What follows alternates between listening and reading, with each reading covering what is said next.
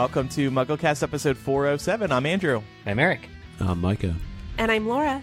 On today's show, we're discussing Half-Blood Prince Chapter 18, Birthday Surprises, and we have some news to discuss. It's always funny to me when people hear I do a Harry Potter podcast. Like, what do you talk about? I'm like, well, we're still going through the books, and there's still news. And this is a perfect example of how this stuff just comes up, and it just works so well for a weekly Harry Potter podcast. Mm-hmm. So, of course, as we have been saying here on the show, there's been some fallout around the second Fantastic Beasts movie, and WB's CEO commented on the negative reaction. He was speaking to the Los Angeles Times for some reason, and they said, so what went wrong with Fantastic Beasts 2? Oh. Yeah, kind of a little awkward of a question to ask the CEO. And he said, the second film didn't perform as well as the first, but I think we know what we need to do to get the third film hopefully even better than the first one. And J.K. Rowling is really working hard now on that third script, and we're going to get it right. She has an incredible vision of where she wants to go with this that is incredibly exciting. I'm gonna stop you right there. This part of the quote sounds delightful, right? That's great. Mm-hmm. Like that's cool. And the news here from this part of the quote is that J.K. Rowling did return to the script. She had said that she was finished writing Fantastic Beasts 2 last year. Oh. So she's back at it. Three. Thank you. And now here's the second part of the quote. The hardest part of the franchise is you have such a big core fan base. That fan base really knows the lore and they want to go deep into these characters. But what you don't want to do is intimidate people. You want to be able to create a standalone movie that's enjoyable for someone who isn't steeped in the lore.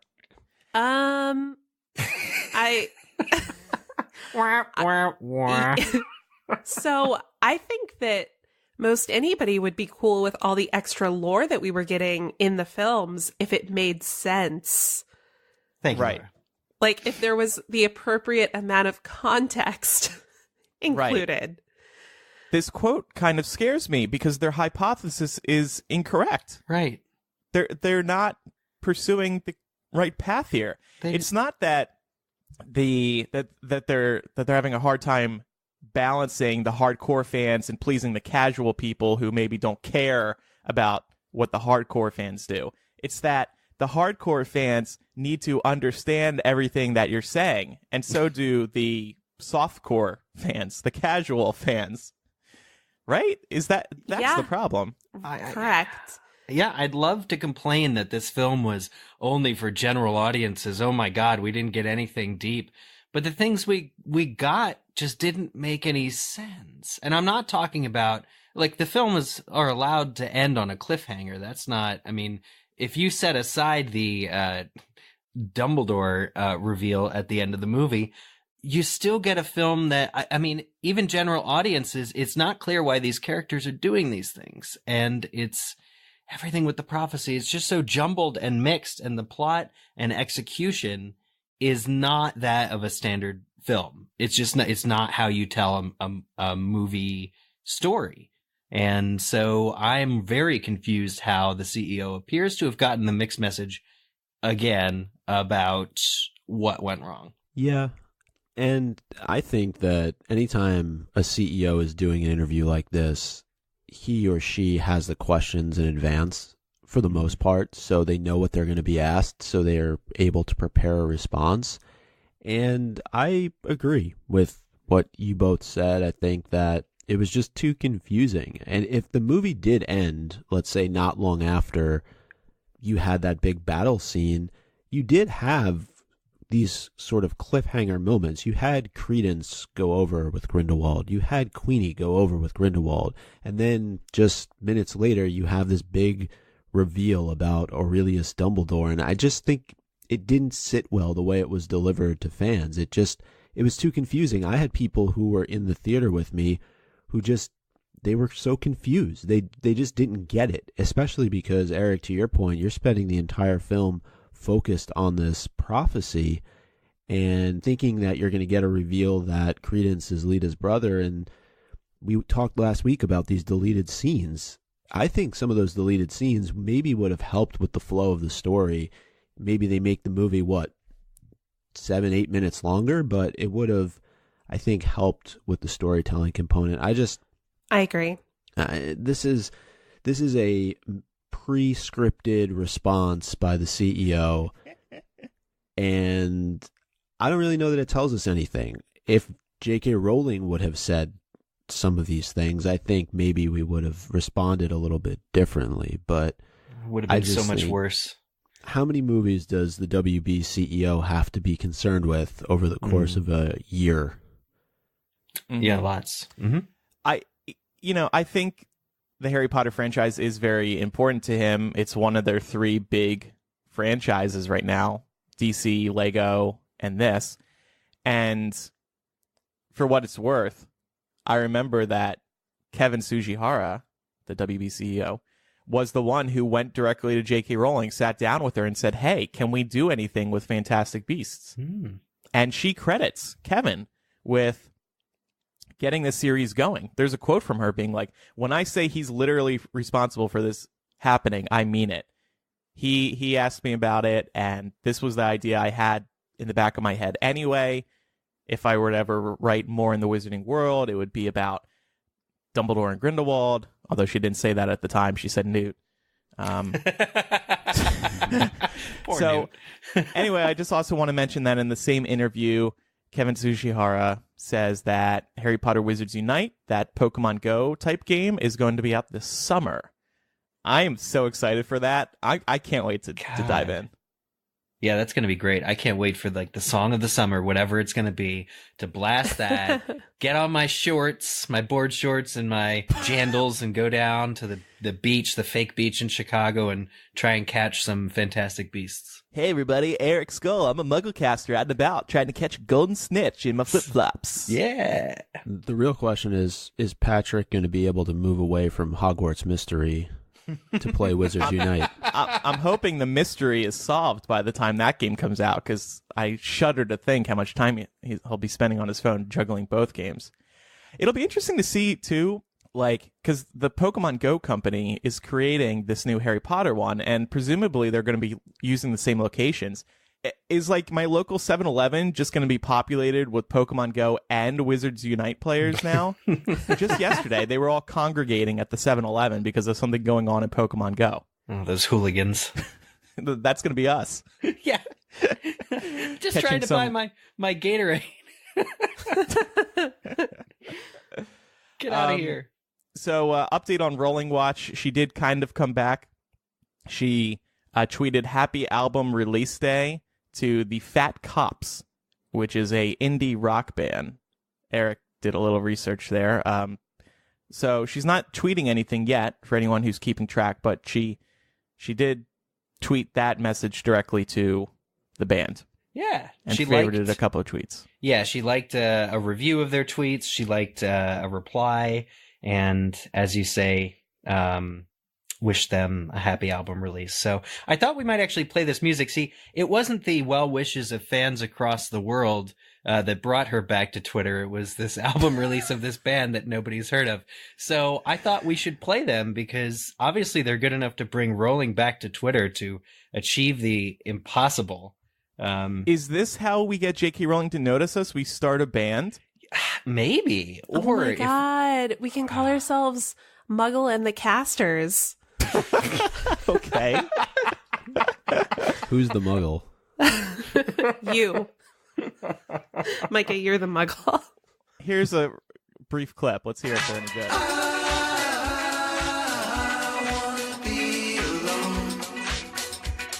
Wow.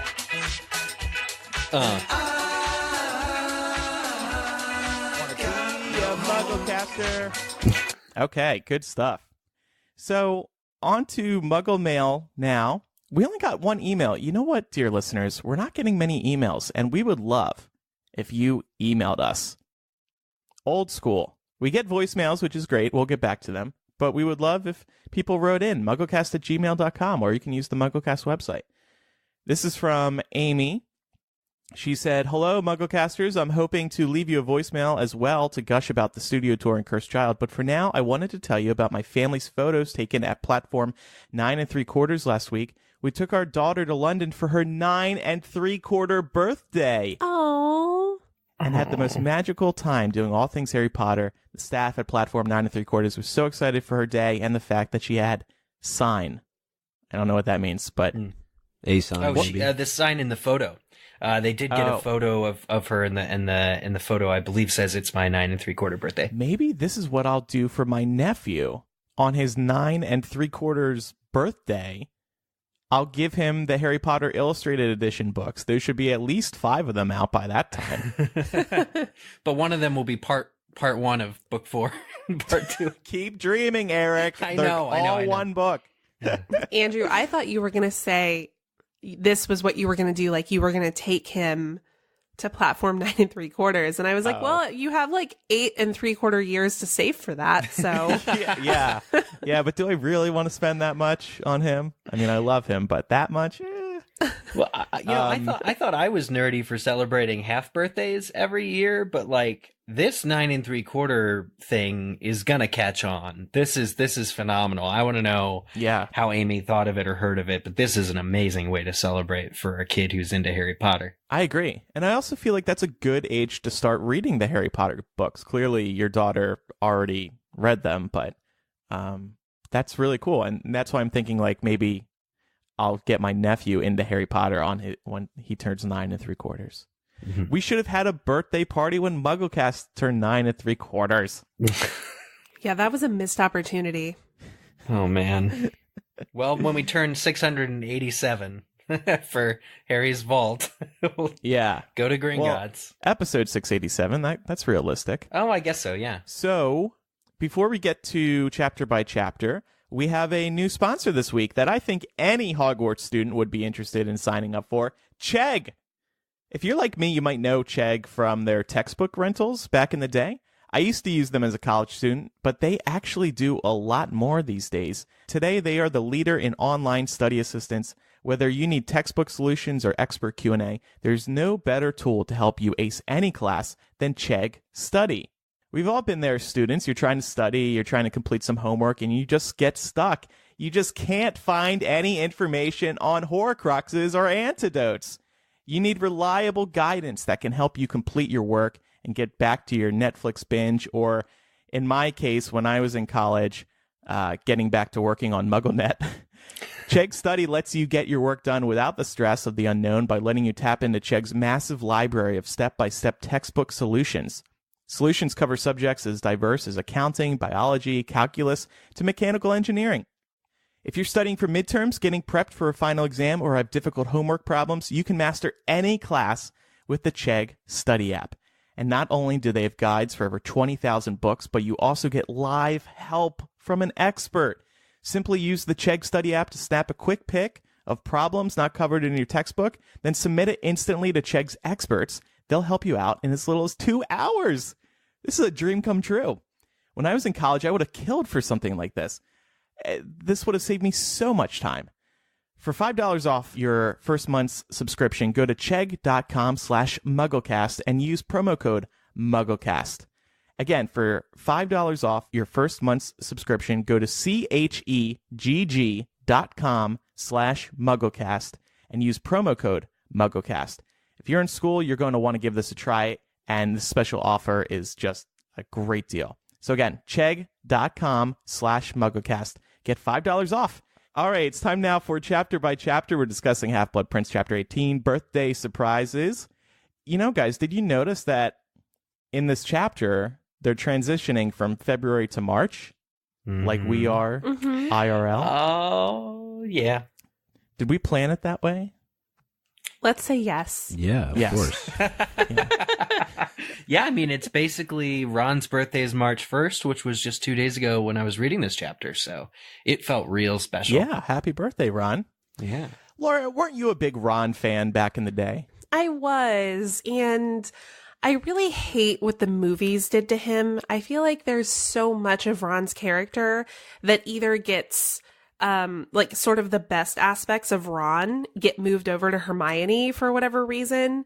Ooh. And then they just kind of make him look like an idiot throughout the entire thing. He's an idiot for much of the books, but And this book especially. yeah, but there are many redeeming qualities that I feel like are not demonstrated in the films.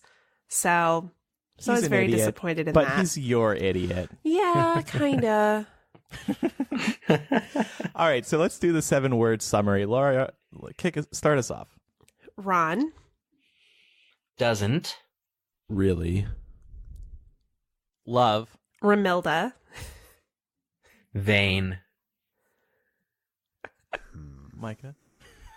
Yeah, well, Eric kind of threw a wrench in it there. I kind of... All right. No. You have to... I can retcon it. You've already said your word.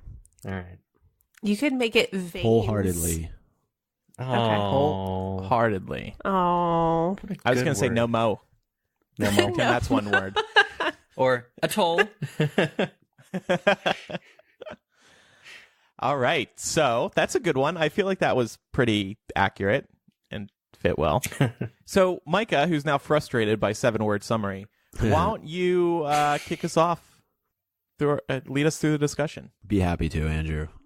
So the chapter starts off with Harry telling actually both Ron and Hermione about what Dumbledore has tasked him with. But I think the most interesting piece of it is that he tells Hermione about Horcruxes, and it's something she doesn't really know what it is. And I found it a little bit, I know it's a little bit further down the line, but there's not a whole lot of information about this piece of magic out there, and this is a centerpiece to the series. I mean, it's really everything, and yet it's just such a small footnote now, having been dropped at the end of the last chapter and now at the beginning of this one. But it's just kind of casually there, and we're expected just to kind of focus more on the fact that Ron almost kills himself by taking these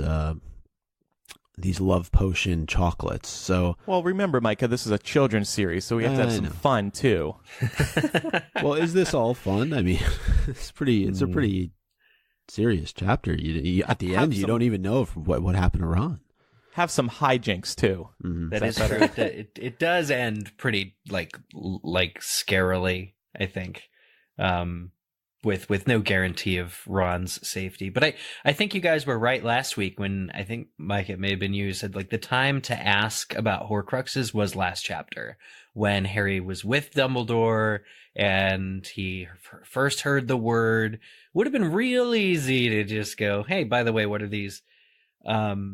Because Hermione doesn't know. And in fact, we find out, I think it's later, or maybe it's a movieism, but Dumbledore expressly forbids teachers to talk about it and has personally removed all the books that would have mentioned Horcruxes from the school library, from the restricted section. These are the books that Dumbledore keeps sort of in his office. So there's no way you're going to find out about it from anybody other than Dumbledore, or in the case of, I guess, Harry eventually gets it from Slughorn. But, it's adults only kind of a thing, and that's just the way it is. Yeah. I did want to give a shout out to Hermione here for actually recognizing the importance of figuring out what Horcruxes are. Yep. It's kind of funny because it feels like there may have been something that happened between chapters here that we just didn't get access to. Because all of a sudden, Harry seems to have this like renewed interest in figuring out what Horcruxes are. And he mentions that he had hoped Hermione would know. And it makes me wonder if like between chapters, Harry was like, oh yeah. And there was this thing about Horcruxes. And I could see Hermione being like, well, did you ask what they are? And then when Harry says, no, Hermione's like, okay, idiot, let me go try and figure this out for you. Is it the fact that they're so hard to get information on that Harry is now really intrigued by them? Like, well, yeah, probably. I think it's when Hermione draws a blank, because that's never happened before. Mm-hmm.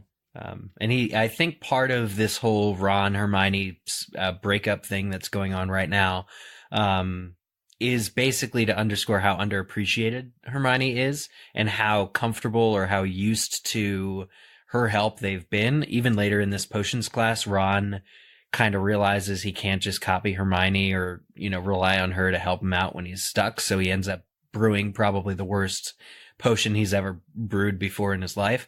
Like, Hermione is always going to be there. And that's how Harry feels. It's just like, oh, I'll just ask Hermione about Horcruxes, maybe in the back of his mind. But now at the beginning of this chapter, when she doesn't know, he's like, oh man, now I am interested. Like now I'm very much sort of in the game. I have to kick it in gear. Right. And I think one of the other things that's kind of underscored through this chapter when we're talking about the Horcruxes or we're talking about the potion making is the fact that when the three of them aren't working together, it makes things a lot more challenging and a lot more difficult because they all bring something to the table. And I think it's challenging, particularly for Harry, to have to constantly be sharing information in two different situations, right? He can't tell Ron and Hermione together about what Dumbledore has tasked him with. Can't tell both of them together about the Horcruxes. They can't work on a solution together. The same thing as it relates to Malfoy and what he's up to later in the chapter. I think when they're together, they're at their best. Yeah. Need to get the band back together. This is so sad. I can't take it anymore. So they do have this potions lesson, and it's no match for the Half-Blood Prince. Harry finally feels like he might be stuck because he can't find a solution. He can't find some notes about an antidote. But wait a second. He flips a few more pages, and he finds a note that says, oh, just shove a Bezoar down its throat. And Harry ends up deciding to try this, and lo and behold, it works. But an interesting thing here is that Harry realizes, wait, hasn't Snape brought up Bezoars before? And what's interesting to me is that this note, just stuff one of these down its throat, is so in contrast to the line that Harry recalls from potions.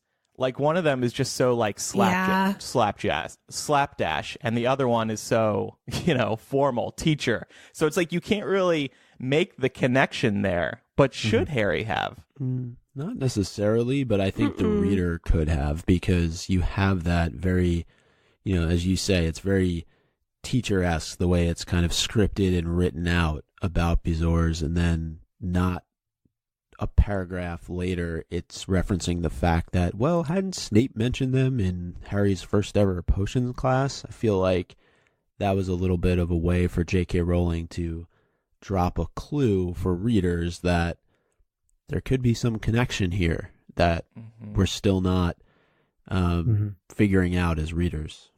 If anything, the handwriting on the box of Bezoars should match that of the Half-Blood Prince. Because he wrote Bezoars on the box, presuming he wrote it and didn't get it at a store where the cardboard box had already been written on Bezoars. But this still, like, as a reader, though, I still don't find this like to be a very big clue. No, but it's subtle. It's kind of brilliant subtle, in its subtlety. It's there. It's there. It's a thing. And I just thought, too, that this whole potions class was very foretelling of what was to happen later on in the chapter with Ron, right? It's trying to come up with these antidotes, and then all of a sudden, Harry finds the solution by flipping a couple of pages and going and getting a Bezoar. So, see, I loved the couple of pages here where it seemed like Harry would finally lose or have to come clean, or that was, I thought, really good tension. Hermione's kind of gloating a bit too much for my liking. It's just, she's just so happy to see Harry fail, and when he doesn't, I think we kind of feel with her. Like I feel Hermione's pain in this chapter most, of when Harry's able to yet again kind of cheek his way into Slughorn's good graces, when I think it's said that she isolates 52 separate poisons or something like that, like in her antidote that she's trying to make. And that's all well and good, though. But if Harry didn't flip those pages, what would have happened at the end of the chapter? Yeah, considering Slughorn does not have like a a game time reaction. That's He's would've- too He would have hungover. died on his birthday, and Laura would have been really upset. Yep. Her idiot. Dead. Wah. Yeah. So it definitely makes internal sense for him to see what the Beezer is, and then he uses it later in the chapter. Yeah. That's right. But yeah, I totally felt Hermione's frustration here. Like, she's worked her ass off throughout this entire lesson based off her actual knowledge. Like, she is actually the better student. Yeah. And yet, here's Harry again pulling an answer out of this book that, you know, is not in any way indicative of his actual talent at potions. And yet he's getting all the fanfare still. But if Hermione was a true friend, she would realize the fact that Harry needs to endear himself to Slughorn, and what better way to do this than to continue what the Half-Blood Prince is providing him with. Well, And actually, I think she is a real friend because she's telling him early on in the chapter that he needs to come up with a strategy for how he's Yeah. going to approach Slughorn. And he just seems to think like, oh, I'll just hang out and talk to him after Yeah. class. And we see how well that goes. Yes. No, that's a good point. But this book also has saved Ron's life, so Hermione should be a big fan of it now. Well, she doesn't know Yes. that yet. It's just that Harry's chosen to rely on this book 100%. Like it's if Harry had seen, I like to think of myself, if I were a student and if I got this book, I'd be like, okay, this is very helpful. It's sort of a game changer on things, but I still haven't grasped the fundamentals of why potions. Like, that's Harry's big thing in this chapter, is he needs to understand the basic rudimentary laws of potion making to be able to complete this exercise, and he just doesn't. So it's not, I mean, to use the book to get you halfway is kind of smart and useful and would have been the better call, but Harry wouldn't have been so paralyzed if he had sort of just a basic understanding of potions. I mean, he's a 6th year potion student. He should generally understand what the deal is with potions, but he seems to really not be able to without he's using the book as a crutch a little bit too much. Yeah. And actually, Slughorn mentions when Harry gives him the Bezoar, he's like, well, yeah, like, this is really cheeky and clever, but it doesn't work on everything. So you should still understand how this works. You know, Slughorn is very genial about Harry, and part of that has to do with him reading the Half-Blood Prince's book. But there's also this connection. It got brought up again, and I want to get your guys' thoughts on it. He brings up how Lily was such a good potioner. And I keep forgetting that that's not just like a throwaway line. Like, now I want to ask, you know, if Lily was so good at potions, shouldn't she have just married Snape? Like, and gotten it over with? Like, I often think of Snape's Patronus as being, okay, so like he was totally into her, and that's kind of creepy. But it sounds like they really did have something in common. Like, the Half-Blood Prince, aka Snape, really understood potions, had that intuitive knack in much the way that Slughorn describes Lily as having had. So is it possible, guys, that they were more alike than we appreciate often? Totally. I think 100%. I think one of the interesting things about Snape's character is that were he less of a jackass, he could have been Harry's father. You know, like he and Lily were really good friends when they were younger. And I kind of like to imagine, this is like my headcanon, but young Snape and Lily sitting down working on potions together, and like some of these discoveries that are written down in the Half-Blood Prince's textbook were actually things that Snape and Lily discovered together. Oh. So Harry's kind of like low-key using solutions that his mother helped develop. Oh, that's so cute. Isn't it beautiful? Yeah. It's my headcanon. Wow. So, like, what qualities do you need to be a good potioner? Like patience and observation skills, right? Yeah. So, I mean, maybe that same patience is what made Lily able to put up with James Potter for so long, you know, in his teenage years. Interesting. But I don't like this idea that Snape and Lily, like, Snape could have been Harry's father, because if that were the case, Harry just wouldn't exist. Well, you know what I mean. Like, Lily kind of had this, like, we don't really know, like, all that much about her, but the two primary men in her life during her Hogwarts years, as far as we know, were Snape and James. And there was this very definitive breaking moment where Snape decided to go be a Death Eater, where it became very clear that that path was closed. True. And so that is ultimately, I think, what opened up the path for Lily to pursue James Potter, perhaps, or maybe for him to see like, oh, I have this opportunity now. Let me act like more of an adult. Maybe. Yeah. This chapter 2, or even the book as a whole, I feel like allows us to learn more just about Lily as a character through Slughorn. And I feel also like potions, which has long been the bane of Harry's existence for such a long period of time, ever since he's stepped foot at Hogwarts, it's now kind of become his I won't say his favorite class, but it's like things have flipped a little bit. He's got a professor who he likes, who's teaching him. He's doing well at the subject, and he's getting all these great insights and references to his mother.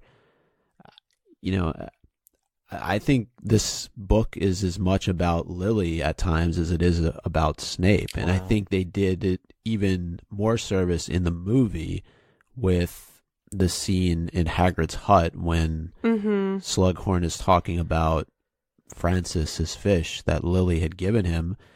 And it shows just how strong of a bond existed between Lily and Slughorn. And I oftentimes wonder, is that also part of the reason why Dumbledore brought Slughorn back? Or was it purely just to find out about the memory, or was it to give Harry a little bit more of a bond to somebody who knew his mother? I think maybe that was a bonus. Because I think Dumbledore's still a savage. Kind of, but I mean, I can see him looking at this and being like, hey, you have this information I really need. You also had a favorite student in Harry's mother, and you're already obsessed with Harry because of his standing in the wizarding world. So Pretty easy connection to make, but I kind of wanted to piggyback off of your point, Micah, that we learn way more about Lily through her associations with Snape than we ever learn about her through her associations with James. Yeah. Part of that is because the other Marauders are unavailable for comment. They're just not. You get a little bit about James or a little bit about Lily at like Christmas and birthdays, but not, just the reunions type stuff. So I do find it fascinating. Something else I found interesting was that Hermione experiences something that she rarely experiences, the inability to find information on the Horcruxes, like we were talking about earlier. I wonder if the series was set a decade later, would J.K. Rowling have written this storyline where like Hermione goes to London and gets onto a computer and like starts Googling for Horcruxes? Because she is just totally out of options, and this book was set in the 90s, back when the internet exploded. Back before the internet exploded. It would be like if the government decided to remove a topic off the internet and actually succeeded, would be like the equivalent, I think. Which is weird. I'm assuming you probably can't Google how to build a bomb, and I would really recommend our listeners don't try, because you'll get on a list. But that's what a Horcrux is, essentially, is a very destructive. It's the same kind of thing where it would only cause harm learning about it, so it's removed. It's a dark web kind of topic. It's definitely never happened before. Like Hermione, the library has never failed Hermione. She's even found like Nicholas Flamel, and she did a massive search for that back in year 1. She would totally go to a cat cafe, by the way, and just like steal somebody's laptop. I do wonder, like, in modern day Hogwarts, they have Muggle studies. So one is presuming the internet is a big part of that at this point, 2019. So does modern day Hogwarts have like Wi-Fi for people who are taking Muggle studies? Yes, but it's always down. Damn it, Peeves. Or it's always his fault. Field trips into the Muggle world to experience computers and iPhones. Like, is there cell reception at Hogwarts? You would think so. I think the magic interferes with it because electronic devices don't work at Hogwarts. Mm-hmm. Man, that would suck. Was it Andrew or Mikey you wanted to debate something here? Oh, yeah. So another big focus of the chapter is apparition lessons. And Harry says something I found kind of interesting. Like, all the students are very excited to learn, as we saw in a previous chapter. And Harry's like, oh, I don't even really care to do well here because I just prefer flying. So I wonder, fly or apparate? Which one would we prefer? Flying. Fly. Why? I feel like flying incorporates far more sort of like decision-making abilities, whereas apparition is very much like these low-level, like almost subconscious level abilities. And like we see what happens to Susan Bones when she's not entirely focused on her destination. She ends up, legless for a moment. And I just like the idea of being able to control what's happening to me. When I'm flying, I am in 100% control of that. Yeah. Unless someone jinxes your broom.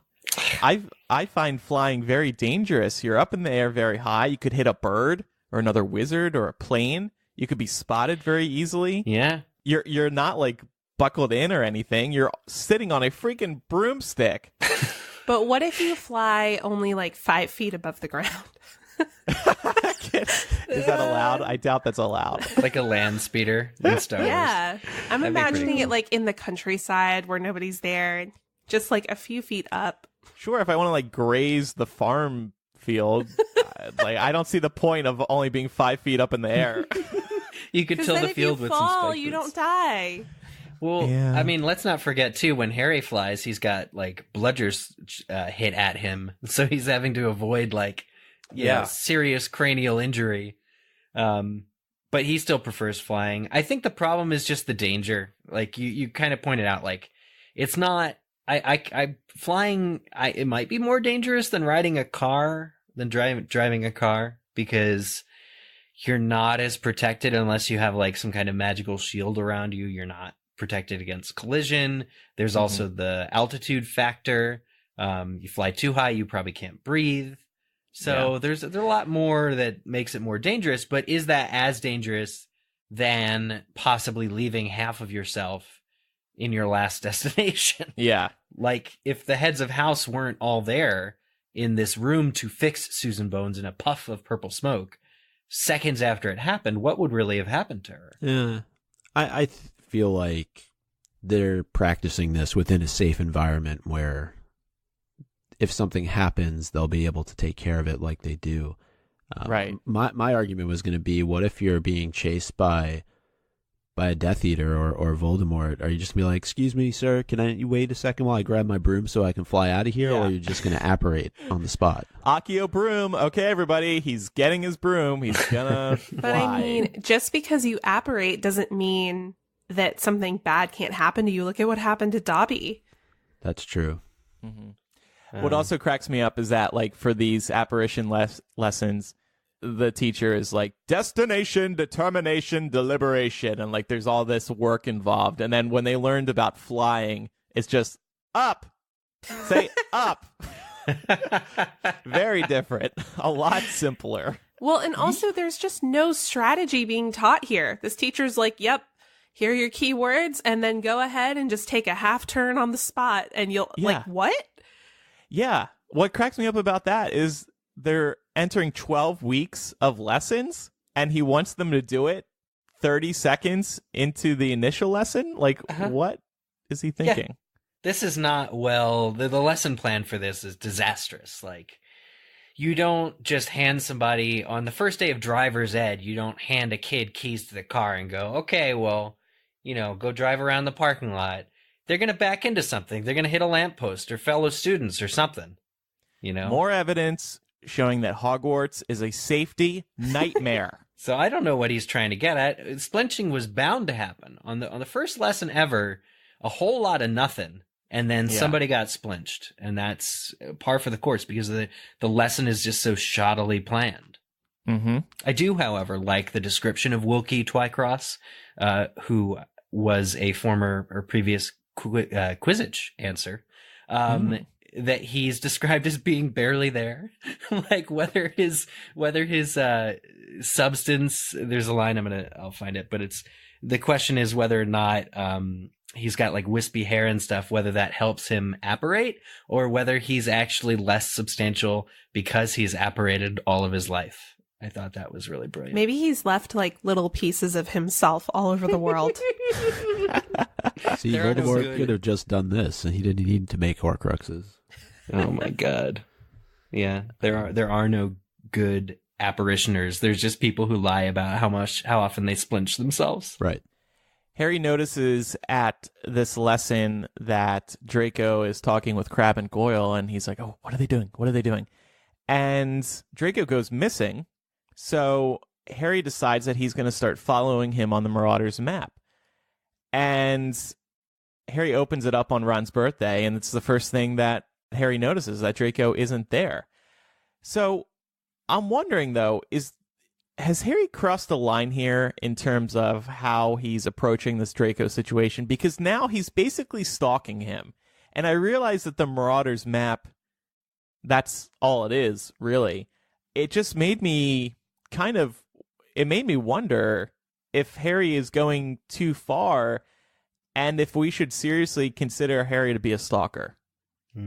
Because Harry doesn't really have much evidence that Malfoy is up to anything bad. So he just has his suspicions. So should Harry, what am I trying to say? Unless Harry's a murderer, unless Malfoy's a murderer, and Harry Potter is Cormoran Strike, I think he's out of line. I mean, I'd do it. If I were in Harry's shoes, I'd totally do it. Especially at that age. Wow, you creep. I mean, okay, how is this different? How is this different from like excessive online stalking? Like of Facebook profiles and things like that. We all do that. But you know exactly where the person is and you can follow them in real time. This is like having access to me, Laura, on your Find My Friends app. You wouldn't see much activity. I'm at home all the time, but you would know where I am at all times. Note to self. I need to friend Andrew. I think at this point, the book has stated the case for why Harry is doing this. Like we do have a lot of evidence that he's up to no good.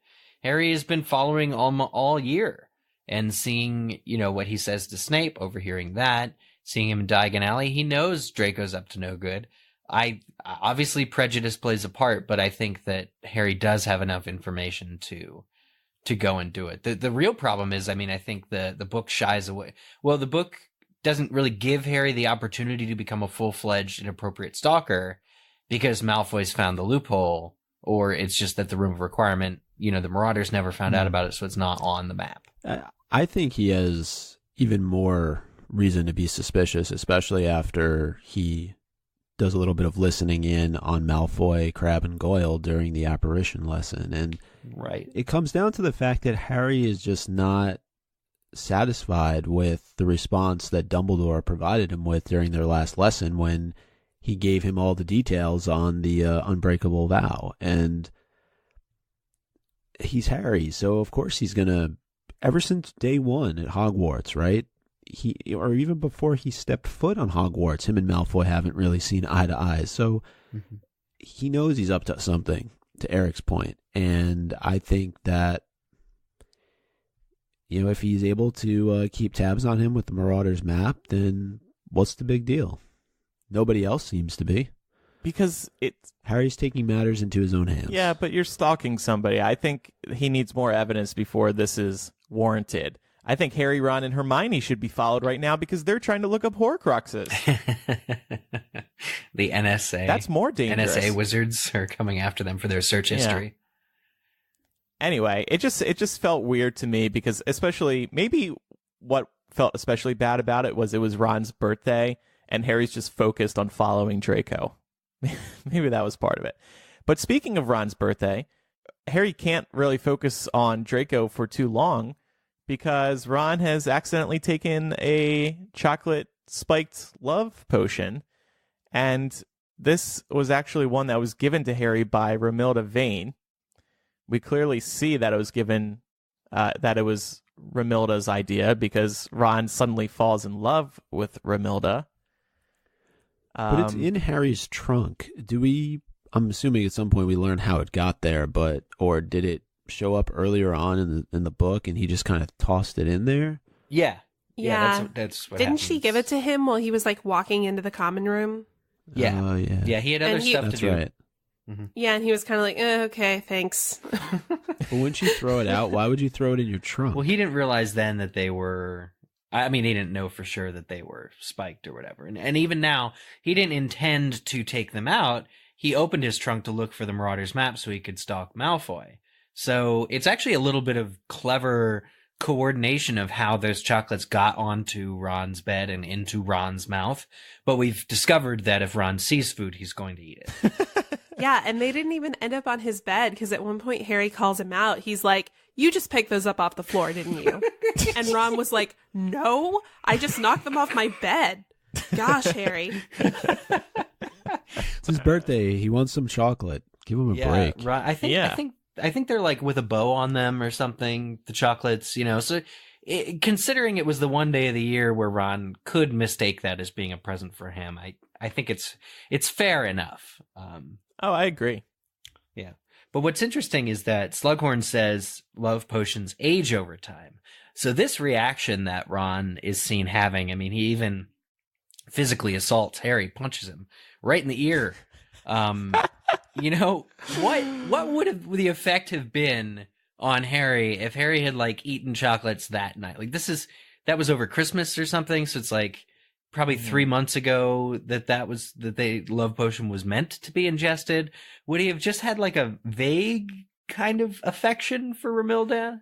Well, yeah, it probably would not have been as intense, because Slughorn says the longer it sits, the more intense it gets, which I found very interesting. But just the fact that it drives Ron to punch Harry, like, wow. Yeah. That is crazy. Yeah, and I mean, he'll believe anything that he's told about Romilda at this point. Like, he actually believes that Romilda is going to be in Slughorn's office just because he's so desperate to see her, which I don't think is a reaction Harry would have had if he had eaten these back over Christmas. Yeah, and like Ron is going on and on about Romilda's shiny hair and her large eyes, and I'm just like, well, that kind of gets into how the magic works. Like, clearly Ron knows of Romilda Vane, vaguely, and then I don't know if it's like something in the pheromones of the love potion that make him identify her and make the connection of his mental image. Because how does, like, the potion didn't tell him to say her shiny hair and large eyes, like. That's just what he knows about her that he likes. So it's just an interesting... In the movie, though, doesn't Harry ask him, have you actually ever met her before? And he's like, no, can you introduce me? Right. So I just think it's magic is at play, that's all, in terms of the things that he starts to saying. But one other question I did have was, and we can talk about the poisoned mead as well, is how are all these items getting into the castle? The necklace didn't necessarily make its way into the castle, but now you have this, kind of contraband love potion chocolate. You have the poison mead inside of Slughorn's office. Filch is not doing his job. Oh, Well, exactly. No, not exactly. The Weasleys have screwed it. The Weasleys have given you that workaround mail order thing. That's what Hermione said a couple chapters ago, that they've found a way around Filch's secrecy detention. So Romilda Vane either bought the love potion over the summer or had it, owled to her in a nondescript package that fooled Filch. It's not really his fault. Okay. And as far as the mead, goes, Slughorn himself brought it from the Three Broomsticks, where I assume an Imperious cursed Madame Rosmerta put the poison in. So we're talking about like adults who are not your normal, like, I don't know if the adults don't get scanned when they enter Hogwarts, but it just seems that Slughorn was certainly shocked to discover that something he gave to Ron could have been, from his personal store, could have been not what he thought it was. But look, it's Filch's responsibility. That was his job. Prevent dark magic from entering the school. Maybe they shouldn't make a squib the protector of a magic school. I agree. Yeah, I was thinking about that too. Also, Dumbledore, why isn't Dumbledore in charge of this? Seriously. He's busy. I get that he's busy, but you're still the headmaster of this school. You are the greatest wizard of your age. Perhaps you should have some sort of oversight on the committee that scans things that come into the castle. Well, maybe it should have been McGonagall. She's a little less busy, and she's the number 2 at Hogwarts. Or just any teacher there who isn't a squib. Yeah. I mean, to be honest about McGonagall, though, I think we've recently found out that she's actually much older in these books than we realized when we were reading at the time. So Wow. she probably needs a lot of naps. Aww. My God.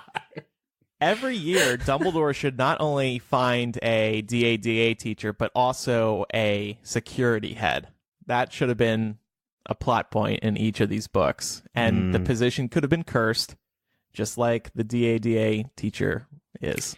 Do you think that he's just fine with collateral damage on this front? He really doesn't care. Yeah, he knows There's Malfoy's so loose. many issues. He knows Malfoy's trying to kill him. He knows Malfoy's on the loose. And first Katie Bell almost dies, and now Ron almost dies. Harry would never have forgiven Dumbledore. Never. If Dumbledore's carelessness and brushing off his suspicions about Draco ended in Ron's death because Dumbledore didn't want to look into it, or Dumbledore actively knew, and it was later to be revealed that he did nothing about what all this poison going around. Speaking of the love potion, so Lavender sees Ron and Lavender see each other while Ron is heading out to go see his new love, Romilda, and this ends up breaking their relationship. And this is the starting point of it falling apart.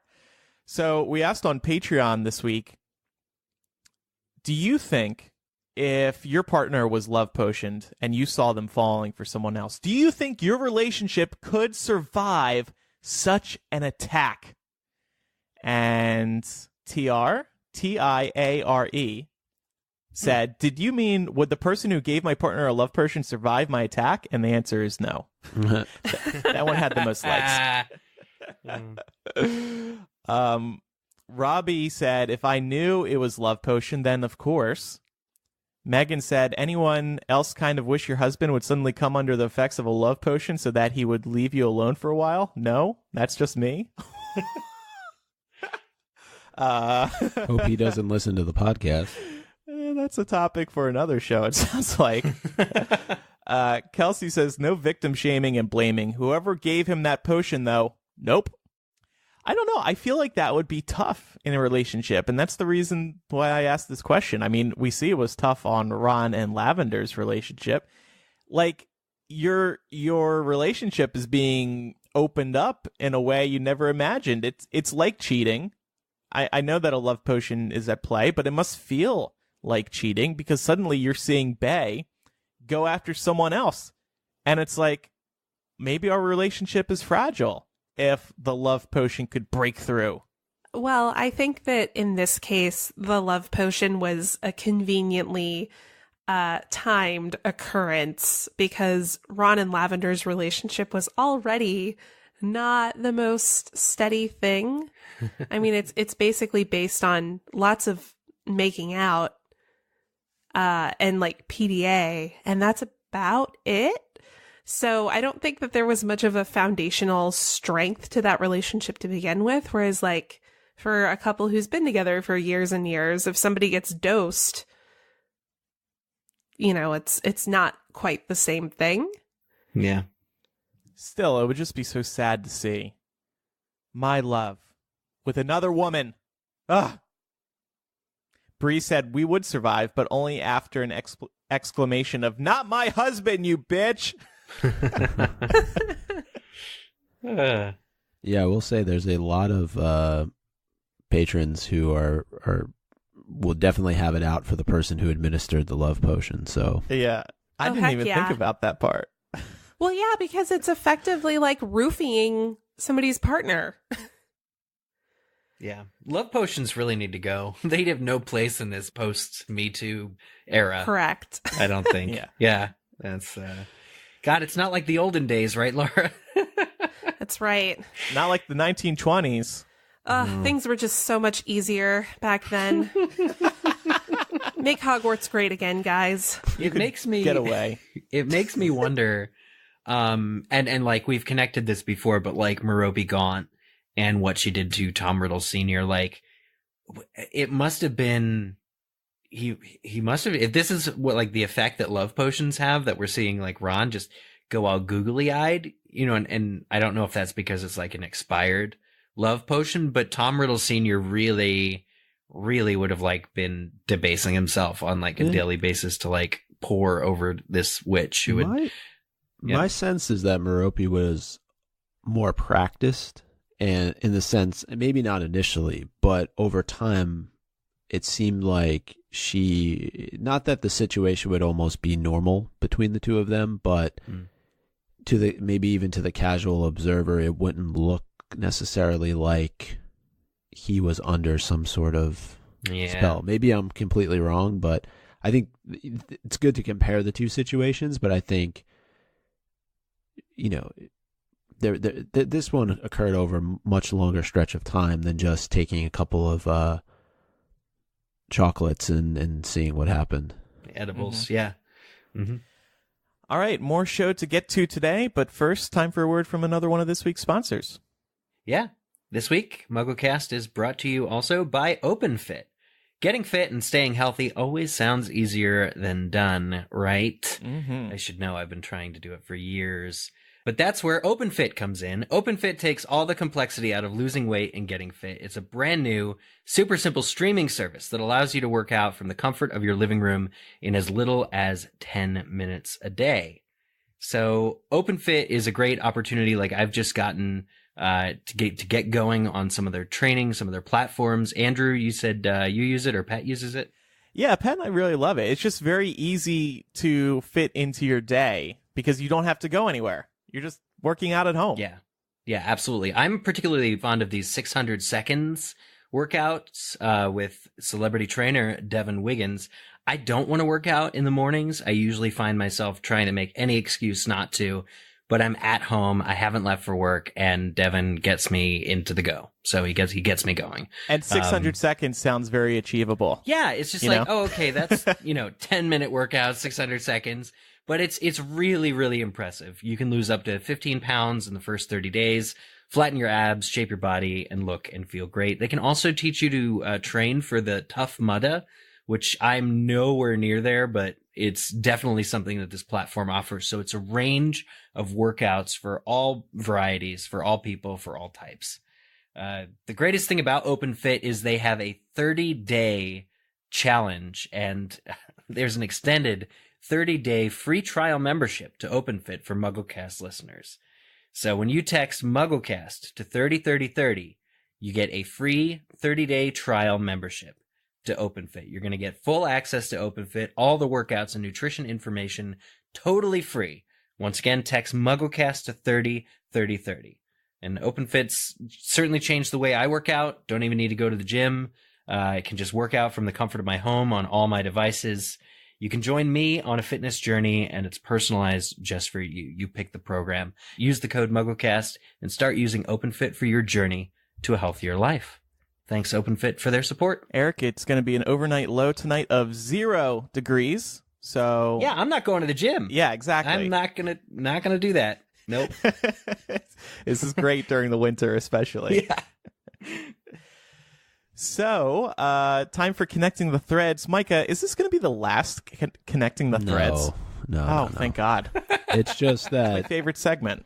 When we've tried to connect a lot of the threads with Chamber of Secrets, we've looked very closely at the corresponding chapters, and we all know that Half-Blood Prince is just a tad bit longer than Chamber of Secrets. So chapter 18 of Chamber of Secrets is in fact the final chapter of that book. But of course, we can look throughout the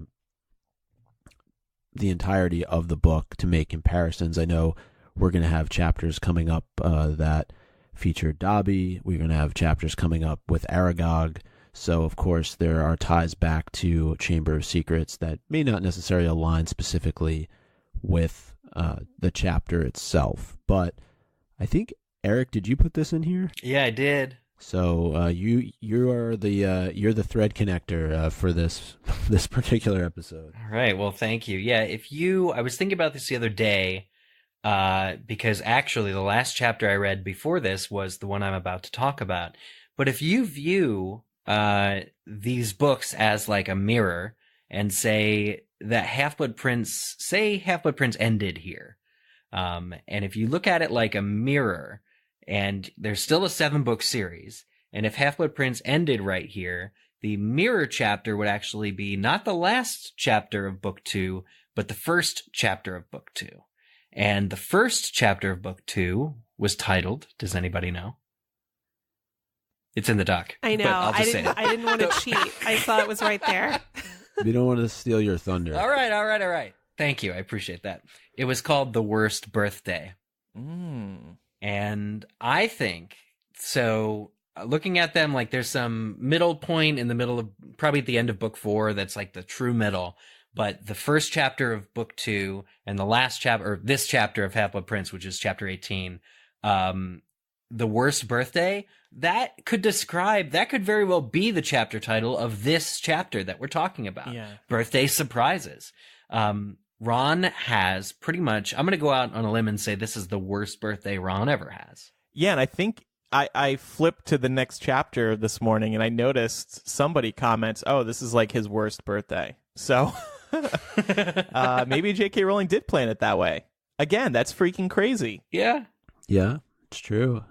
Ron ingests poison chocolate and Dobby drops cake on top. I mean, it's all confectionery stuff. So lots of confectionery stuff. Yeah, you're right. Any love potions in that chapter? The worst birthday? Well, Vernon loves drills, but I don't know that that's a potion thing. I'm cutting that out. I don't know why I said that. No, that's good. Keep it in. No, please keep it. No, I mean, Vernon's going on and on about how he's going to make a big sale. He loves his job. How about that? He loves his job. He loves Mr. Mason. But actually, one of our MuggleCast listeners, Katie Hiley, myself, and Beth Warsaw, did a throwback episode of Aloha Mora podcast where we talk about the worst birthday. We just recorded that last week. It'll probably air in a week from now. So that's why I had read that chapter, but it's crazy, the connections. So MVP of the week, I'm going to give it to the Marauders map for enabling Harry's stalker tendencies. I feel like once you have the map, you just can't let go of that thing. It's just so damn handy. Just lays in bed following people. I'm going to give mine to the Half-Blood Prince for helping Harry out, stay atop his potions class, but also saving Ron's life. Very good. Very good. I gave mine to Hermione. For some of this chapter, I said she was intolerable, but when she can't find the information she wants on Horcruxes, and believe me, she did look through every book, she shuts this book while Harry's with her, and it starts wailing like a ghost whale, and she looks at it and tells it to shut up. She's like, oh, shut up. And I have to give her an MVP because Hermione told the book to shut up. Did we even mention the fact that Harry basically barks the word Horcruxes at Slughorn? Like, what do you mean, barks it? Yeah, why do you want to mention that? Well, I mean, he does attempt to try and figure out the memory piece of it. He fails miserably. Yeah. I just don't remember if we spoke about it at all. No, Lawler mentioned that it failed, that it was a failed attempt, but we didn't specifically get into it. Okay. Yeah, because he didn't have a plan. That's right. His very intelligent friend told him he should have. Anyway, I'm going to give my MVP of the week to the Bazaar. That thing came in clutch twice in this chapter. Yeah. And it was the same one. too. It wasn't like it was different Bazours. It was the same one. Wait, no, it wasn't. Yeah, because Harry went and got it out of Slughorn's stuff, and he said it was the one from the class. Oh, you know what? I was thinking you had to pull it out of somebody's mouth to get it a second time to use it. Never mind. It was in his potions kit, though. He didn't use it in the class. Yeah. Okay. I was like, wait, that's impossible. It doesn't make any sense. But yeah, it just goes to show you goats save lives. Wow. I think Laura's MVP is the best of the week. Literally speaking, it is the most valuable. It's the goat. The goat. Greatest of all time. Episode title. And rename the chapter, Half-Blood Prince Chapter 18. Destination, determination, deliberation. That's how I read it. Nice. In my head. All right. I went with Harry Potter and the Half-Blood Prince Chapter 18. Andrew, hopefully you'll enjoy this one. Monitoring Malfoy. Yeah. You creep. Yeah, you can add that in it. Hold on. Monitoring Malfoy. You creep. He added it to our notes. Oh, God. The chapter idea I had for a title was a quote from earlier in the chapter when Harry's with Hermione in the snow. Harry Potter and the Half-Blood Prince, Chapter 18, Knee Deep in Sorrow. All right. And mine is Harry Potter and the Half-Blood Prince, Chapter 18, Ron Weasley's terrible, no good, very bad birthday. Good one. If you have anything to say about this week's discussion, email us, mugglecast@gmail.com, or use the contact form on mugglecast.com, or give us a call with your feedback. We'll get back to voicemail soon, 19203-MUGGLE. It's time for Quizzitch. Yes, last week's question was actually one based on the special features that we did not fully discuss last week on the French Ministry of Magic. A couple of people wrote in that they actually bought the special features so that they could answer this question, that they bought the home video release. But it turns out there was, as one of our listeners, Sarah Davis, pointed out, the Quizzitch question was answered in a LA Times article as well. So Go figure. Yeah, I was not expecting this, but the specific minute detail, which was, by the way, 100 circular typewriters. Or circular period typewriters. I think they were called ticker tape machines in the DVD documentary. But if you watch it, and it's on the French Ministry of Magic, Constructing the French Ministry of Magic, they talk about how they basically have 100 extras, and each of them has their own little cubicle, and in the center of the cubicle is this rusted gold, like, it looks like a typewriter, but it's a complete oval, kind of like a donut, if you were to put typewriter keys around the donut. Anyway, they made 100 of these, and they look amazing. So I definitely had to make that the Quizzitch question answer. But anyway, Fluffy McNutters was the winner who said, that answer cost me about $20. Karen, Sarah, William, and Super Mandy, and Leaf all got the correct answer. So thank you all for playing. But definitely those... set building documentaries that they do are all really interesting and fascinating in Fantastic Beasts. So definitely check out if you have the Crimes of Grindelwald Blu-ray when it comes out, or if you have the digital, definitely check it out. Here he goes again, pushing sales of the movie. I'm telling you guys, they're going to give me the extended fans on screen real life thing. Yeah. If I sell 1,000 copies. Keep dreaming. All right. Yeah. And next week's question. What is the name of the big Hufflepuff player who succeeds in getting the quaffle from Ginny? And your hints are, it's not Bibble, and it's not Buggins.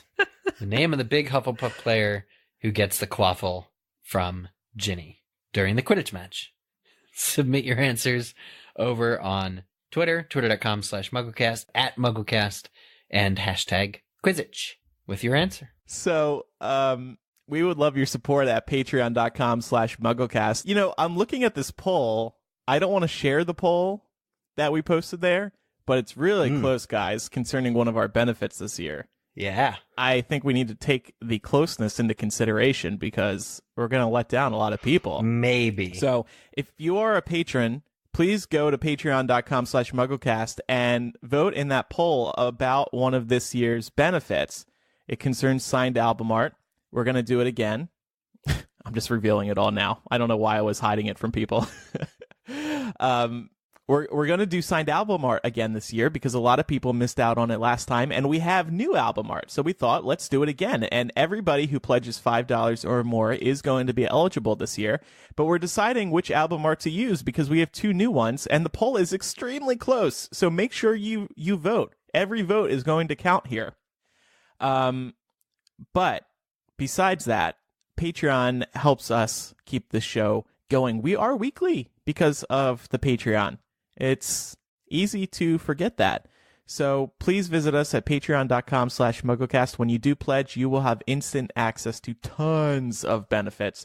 We recently made sure that all of our posts were categorized on Patreon, so you can easily access the bonus MuggleCast, the chapter readings that we were doing, the Patreon questions of the week, the planning docs, the announcements. Everything is very easily accessible. Patreon, again, patreon.com/MuggleCast is where you can support us. And thank you to everybody who does support us. We have a lot of cool benefits coming up over the next year. And like I said, once you pledge, boom, you have instant access to tons of stuff. Yeah, it's over 45 hours of content. That's a lot. Unique. Yeah, 45 hours of extra stuff that's only on Patreon. It's unbelievable. Recently counting it all up, and I couldn't believe the result. So, yeah, time flies. We've been doing it for what? Solid 3 years. 3 years now. Jeez. Yeah, we're into the 3rd year. It was January 2016, like the very last days of January 2016 when we started it. All right. And one last plug for MuggleCast.com. You can access our complete episode archive. And there you'll also find our Wall of Fame, where you can find our favorite episodes of the show. Links to our advertisers, so you can get those deals that we talk about. You can get the discount codes. And the contact page. Just click about/contact, and you can easily email us. Thanks, everybody, for listening. I'm Andrew. I'm Eric. Micah. And I'm Laura. See everybody next week. Goodbye. Bye-bye. Bye. Bye.